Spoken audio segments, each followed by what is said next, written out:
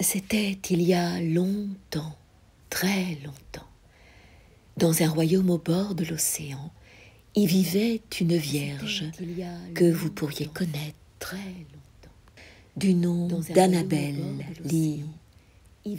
Cette vierge vivait sans autre pensée que de m'aimer et d'être mon aimé. Cette vierge vivait sans autre pensée que de m'aimer et d'être mon aimé.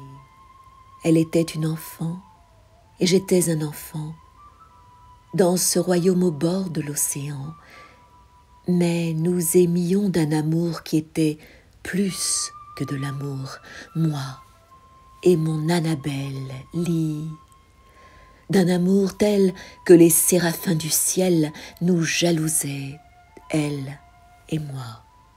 Et c'est pourquoi, il y a longtemps, dans ce royaume au bord de l'océan, les vents firent éclater un nuage. Et c'est pourquoi, il y a longtemps, dans ce royaume au bord de l'océan, les vents firent éclater un nuage et glacèrent ma toute belle Annabel Lee.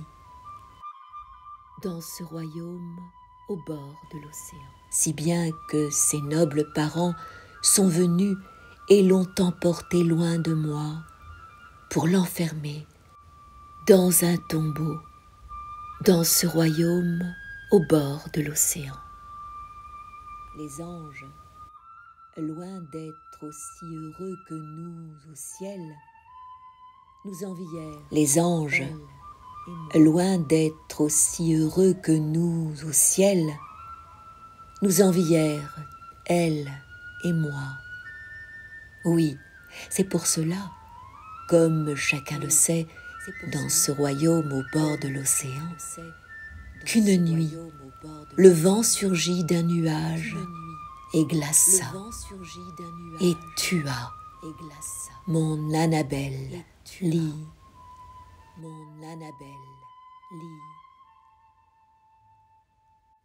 Mais notre amour était beaucoup plus fort que l'amour de nos aînés. Mais notre amour était beaucoup plus fort que l'amour de nos aînés, de bien des personnes, beaucoup plus sages que nous, et jamais les anges du ciel là-haut, ni les démons au fin fond de l'océan ne pourront séparer mon âme de l'âme de ma toute belle Annabel Lee.